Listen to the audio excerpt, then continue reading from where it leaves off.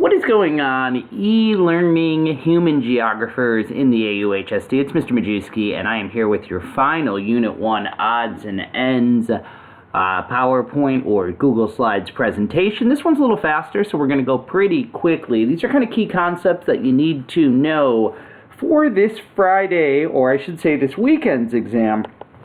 It'll be posted Friday in the interest of test security. But it will be available for you to take all the way through Monday night, as are all assignments. So we're going to go through some key concepts here that you really need to know in this course for Unit 1 to do very well in the Unit 1 exam.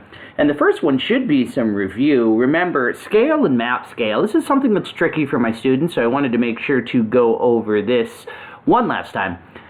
Scale is a straight definition. It's the relationship between what's being measured and its actual size on Earth. So, of course, we can't always measure everything on Earth, so we break it down into larger scales, so we zoom in. Obviously, when we want a smaller scale, we zoom out.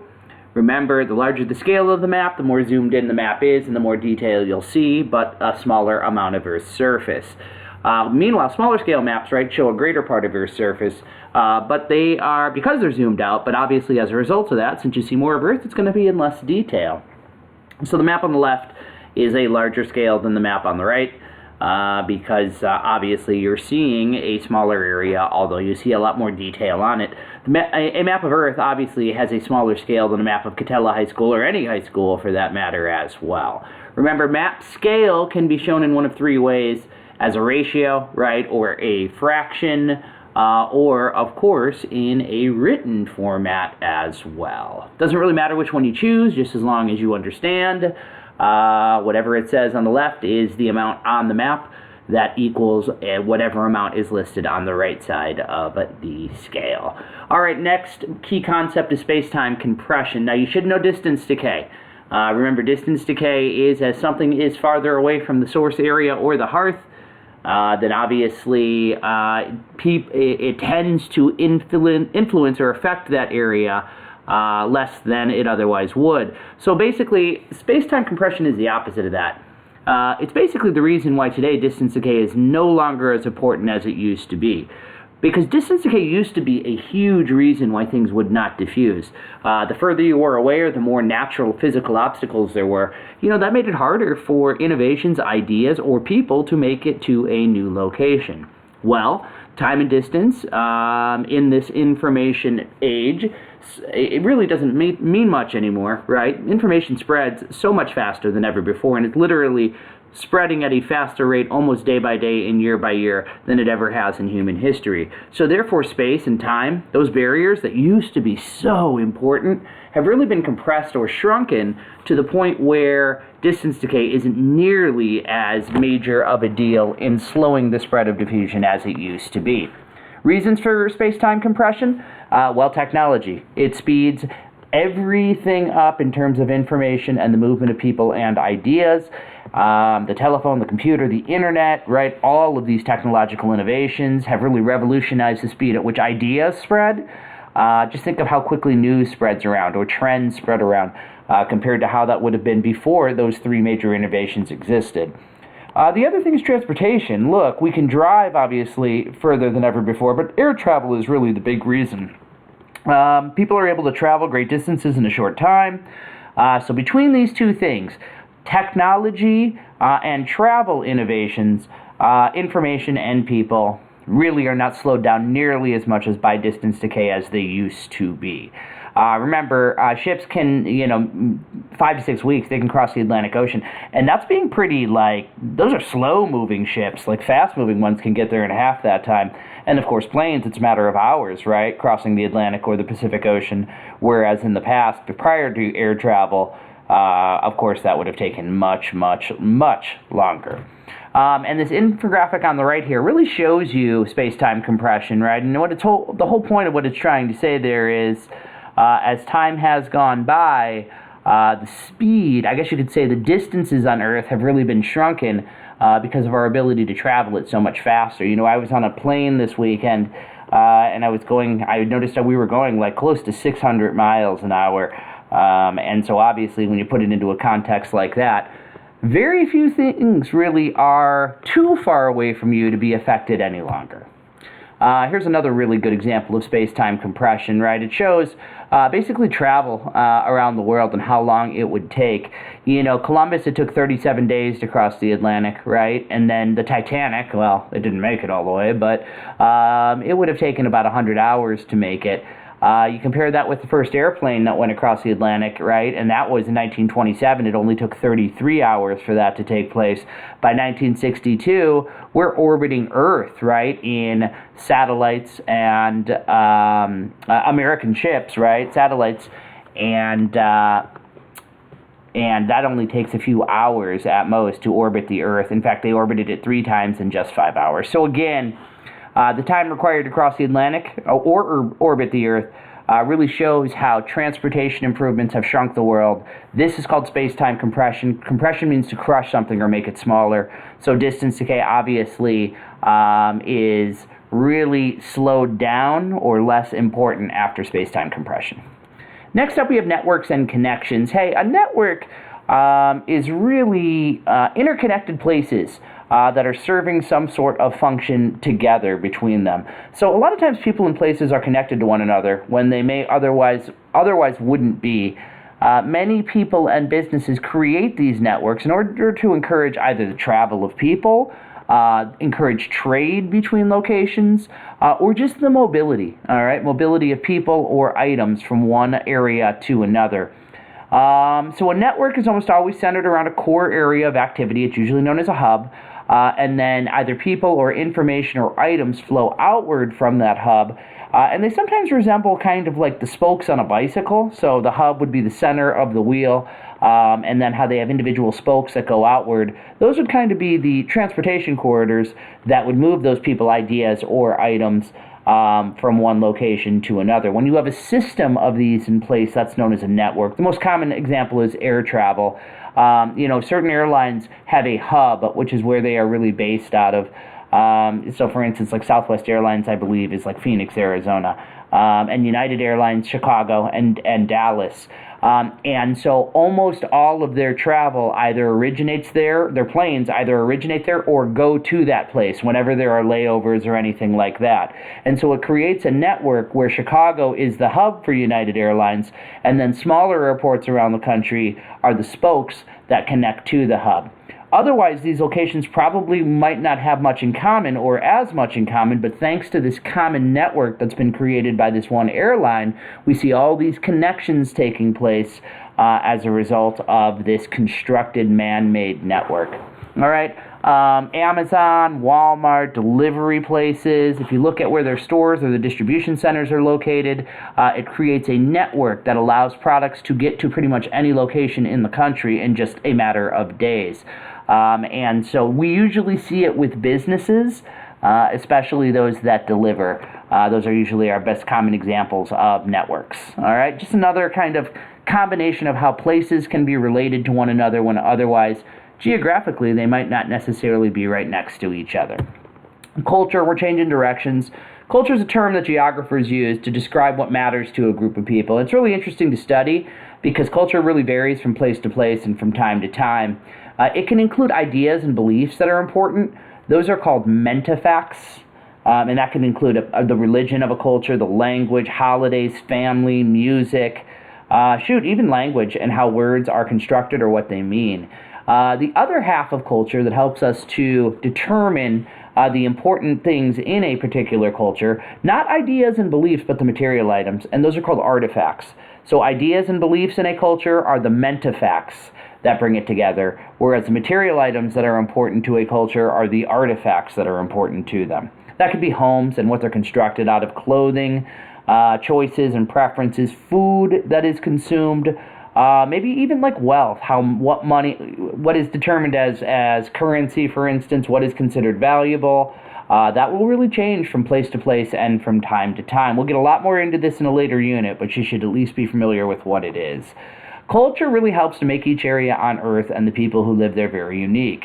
It helps people to develop a sense of place, meaning where they live has special importance to them, because oftentimes they see elements of this culture in the place that they live. and obviously that gives them a greater attachment to it. We do have two types of culture. One is called folk culture, sometimes called ethnic. It's usually traditional, older behaviors that have been passed down by generation to generation over a long period of time. The opposite of that is called popular culture. That's more modern, newer attitudes that spread quickly. They tend to replace folk ideas. A lot of times younger people are abandoning folk ideas and embracing popular ones instead. So traditional clothing, gone, oftentimes replaced by mainstream things like blue jeans around the world. How culture and the environment affects us. This is an important slide, so really try to focus on this one in particular.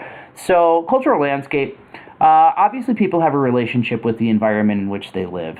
And we shape our environment for our own particular needs. And from place to place, that's going to look different. If you looked above at a place and the landscape, it's going to look different. In some places, for instance, in the United States, you see fields that are square. It looks like a patchwork quilt. Other places, fields are kind of more rounded in shape, which makes it easier for them to water with a single sprinkler system. So when we modify landscape, right, that is changing it to fit our cultural needs. We can drain areas and create aqueducts, or we can create man-made lakes, right, for water. We can actually do the opposite, and we can take areas that are swampy or even coastal, and we can add dirt onto them to try to create more land. Those are known as polders, by the way, in many parts of the world. So those are both examples of how we modify the environment. If you've ever seen rice fields in Asia, oftentimes they're built on hills. Well, to make that happen, because rice has a lot of water, they flatten the hills. It's called terracing. All of these are great examples of cultural landscape, of how people have modified the environment in which they live to better suit their needs. Some researchers actually study this. They study how people affect their environment, and that's known as cultural ecology. That's the study of people and landscape and how cultures change their specific landscape to help themselves. Now, we have two other really important definitions to know, and they're kind of opposites of one another. So up until the 20th century, most geographers believed that the environment pretty much entirely determined how a culture behaved. So if you lived in cold weather climates, they said you had to spend so much more time protecting yourself from those colder climates that you would construct buildings and you would wear, heavy furs and more heavy clothing. And really it was the environment that was determining how this culture developed. Similarly, they would say, you live in warmer environments, you probably don't have to spend as much time on those things. And the problem with environmental determinism was it often led to stereotypes and generalities that ended up not really being true. So, for instance, a lot of Europeans argued, well, hey, if you look at us compared to the rest of the world, we're way more advanced. That must be because we lived in these cooler places and we had to become quote-unquote smarter and better able to adapt. And that explains why we're superior today compared to many other parts of the world that might be less developed than us. And of course, it led to stereotypes that people in warmer climates like Africa, we're lazy, we're dumb, we're somehow less creative. So the idea that the environment was the sole measure of how a culture developed, this environmental determinism was very popular for most in geography up until about, to be honest with you, early 1900s. And now we see much more support for this secondary idea, kind of the opposite of environmental determinism. It's called possibilism. It's a newer theory. It says that the environment is just one of many factors that affects how a culture believes and behaves. Of course, environment matters. We all know that, right? If you live in a high area or a low area, you're going to adapt. If you live in a swamp, you're oftentimes building your homes on a raised area, maybe on stilts, if you will. If you live in a mountainous area, you're probably going to have to develop ways to flatten the area so that your home cannot be built on an incredibly intense slope and literally slide off of it. But that's not the only thing that affects how we develop as a culture. It's not just the environment, right? There's so many other factors that might determine why we dress the way we do, or the colors that we wear our clothing with, the foods that we eat. It doesn't just come down to the environment. There's so many other factors in that, and that is possibilism. The idea that we have the ability to modify our landscape to fit our needs, even while we recognize that the environment does still matter and affect us in many ways. All right, globalization. It's a term used to describe the dominance of popular culture over folk culture. So we're becoming much more globalized as a society, and all this means is we're becoming much more connected with other parts of the world than we ever did before. And so what we're seeing is certain areas of the world, normally called more developed regions, tend to be dominating less developed ones. And most of these MDCs, or most developed countries, tend to be located in North America, Europe, and also Japan. And so most of the corporations that exist, most of the media that exists, most of the advertising, a lot of the technological innovations are produced there, and then they spread to the rest of the world, and they really tend to dominate the cultures that exist in these other parts of the world. It's leading to what we call westernization, or behavior where a lot of what's happening in Europe and North America is being copied or emulated by the rest of the world. It's one of the reasons why we see McDonald's and Walmart's and Starbucks and Pepsi's almost everywhere around the world now, when even 20, 25 years ago, there were a lot of parts of the world where corporations and American and European media and commercials and advertisers hadn't yet reached. All right. If you live in an area that has a lot of folk culture, this is threatening to you. Because a lot of your traditional practices might be wiped out as people, young people especially, embrace these more popular global ideas that seem much more appealing to them. Sustainability is a recent attempt to try to create a more earth-friendly society. We do this by conserving resources. We want to reduce pollution. We want to reduce the damage to the environment and the climate. And one way to do that is sustainability. It's basically leaving a world that still has resources for future generations. Globalized societies, developed countries, they tend to use a lot of resources. They use them quickly. It oftentimes leads to more pollution and damage. And so around the world today, sustainability is a huge topic. The United Nations, for instance, this is one of their major goals. One way to encourage sustainability is to try to use more renewable resources instead of just depending on non-renewable. Now, non-renewable are things like coal, oil, and water, fresh water. There's a limited amount of these. And so when we use them very quickly, we're oftentimes using them at a rate where we're not able to replenish them fast enough. There's not a limitless supply. You compare that to solar power or wind power, or even like water power with dams, hydroelectric dams. These things, there's a much more unlimited amount of them. Now, obviously, solar power needs to be in places with a lot of sunlight, wind power with a lot of wind, but the whole point is you pretty much have access to these all the time in those places, and so you're not really worrying about running out of them like you would with coal or oil or water. These things tend to be much more damaging, non-renewable resources to the environment. Renewable, not only are they friendlier to the environment, but we know that if we use these more and we use the non-renewable less, that future generations are going to have more of the non-renewable to use when they need it as well. Hey, it also means countries and corporations around the world really need to work together to come up with solutions to these worldwide problems.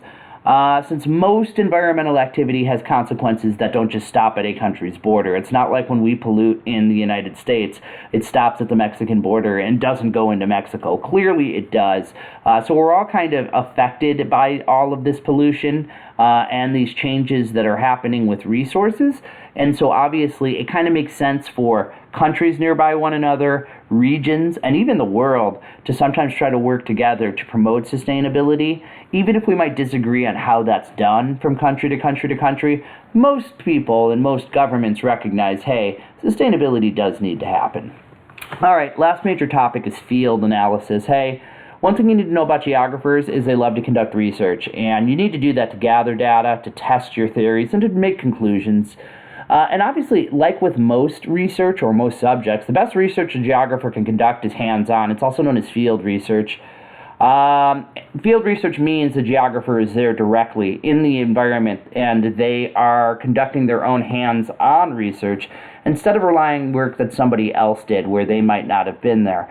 The type of field research done really depends on the topic a geographer focuses on, and we divide it into two categories. The first is quantitative.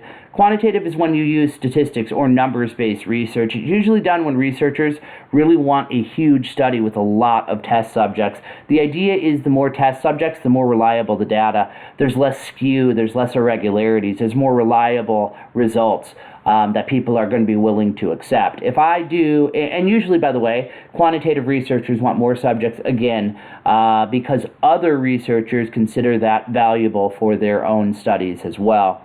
So if you can avoid claims, right, that results are unreliable because you've used a lot more subjects, right? If I make a claim and I say, I tested 100 people and this was accurate with 5 of them, you might basically be like, well, that's only 100 people around the world. But if I said, hey, I've tested 100,000 people, right, and 5,000 of them had this similar trend or pattern, a lot more people are going to be like, wow, maybe that is legitimate and reliable. Maybe it is actual factual results.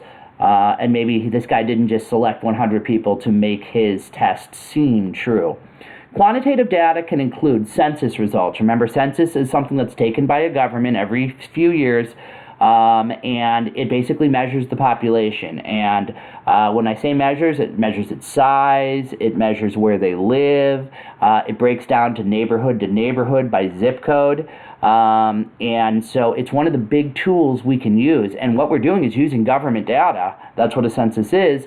And we analyze and study that at a national level or even a global level so that we are able to make big conclusions about what we are seeing based on a lot of people's results. There's also mass surveys that can be done. A survey can be done online or it can be done by mail. It's really a questionnaire that people fill out where they answer a set number of questions. And then they send you that information back.